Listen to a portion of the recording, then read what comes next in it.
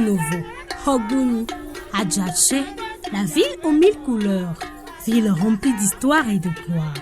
Gardienne du Adjogan, cette danse princière si chère au Aïnovi est la plus pratiquée. Connaît-on sa véritable origine?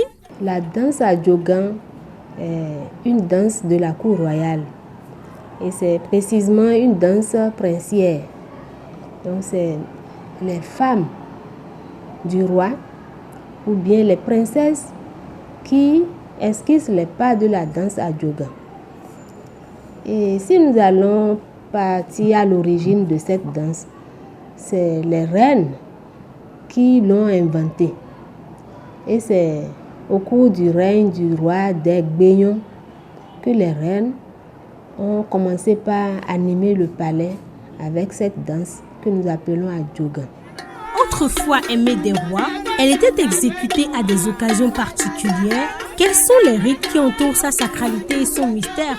D'abord, lors des cérémonies rituelles, Adjogan était organisé pour louer le roi et de même que les mânes des ancêtres.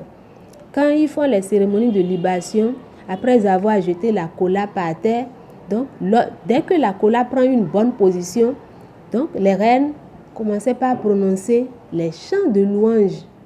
Parfois, elles accueillaient les invités d'honneur du roi avec la danse Adjogan. Par rapport à ces instruments de musique, il y a de petits tambours qui sont joués par les femmes ménopausées. Donc, dès qu'elles veulent utiliser ces tambours, c'est que les reines sont sur place. Elles sont dans le palais, elles sont sur place. Elles esquissent les pas de danse.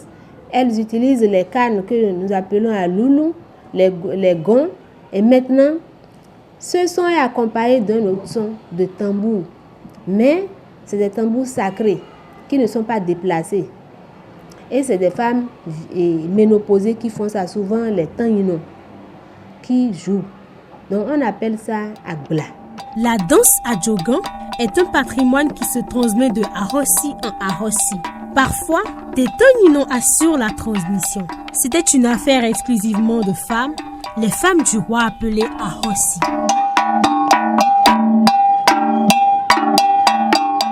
Du fait de sa particularité rythmique et de ses sonorités bien cadencées, l'Église catholique romaine l'a choisi pour animer les messes et autres formes de manifestations. Acclamons la parole de Dieu. Cet accueil de l'Évangile est passé par le fait qu'il faille que ceux qui sont de la culture Adjogan, de la culture royale, accueillent l'Évangile.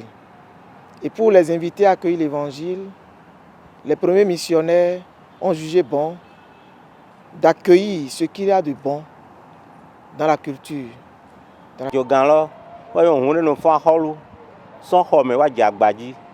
Donc, nous ici, nous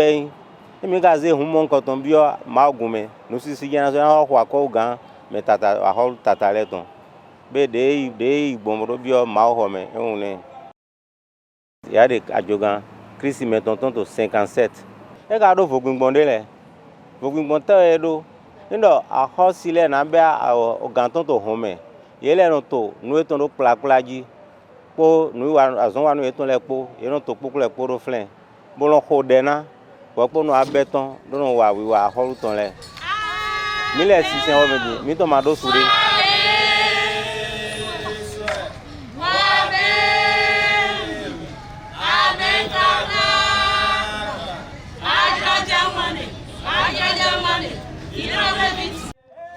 Jean-Marie Vidjanani, danseur, chorégraphe et directeur du groupe Ashakata, a entrepris de recréer en spectacle le rythme de la danse Adjogan. À part les gonds qui donnent la sonorité de cette danse-là, et quelquefois accompagnés par les claps, je me suis dit à un certain moment, il faut que j'y apporte un peu plus de groove. C'est-à-dire que rendre la sonorité un peu plus dansante pour permettre à celui qui n'est pas initié au Adjogan de pouvoir danser au son de Adjogan. C'est ça qui m'a amené à insérer le tam-tam dans le Adjogan. Il l'a rendu plus dansant et plus attrayant. Tout en transmettant l'art de la pratique de cette danse aux jeunes de sa troupe, il leur donne ainsi l'amour de leur patrimoine culturel. L'autre chose, c'est que j'ai voulu quitter un peu le schéma traditionnel, le schéma ancestral qui est accolé à cette danse-là. où c'est essentiellement les cloches, les gonds, et les chants, voilà, et des femmes, les ahossi, qui exécutent la danse. Donc aujourd'hui, c'est des jeunes danseurs, des jeunes filles, des jeunes percussionnistes qui m'entourent. Je me suis dit, il faut que j'y apporte quelque chose.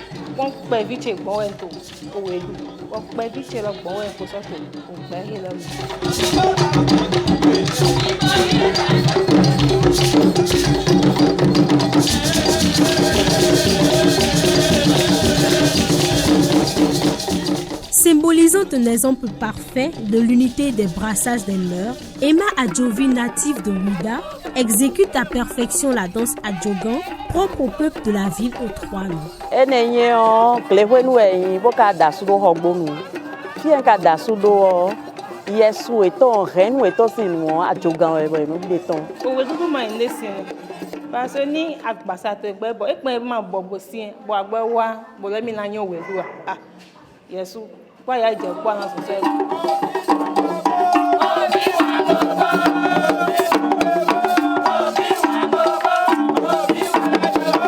La prestance et l'élégance qui émanent de l'exécution de la danse Adjogan l'ont fait voyager dans le temps.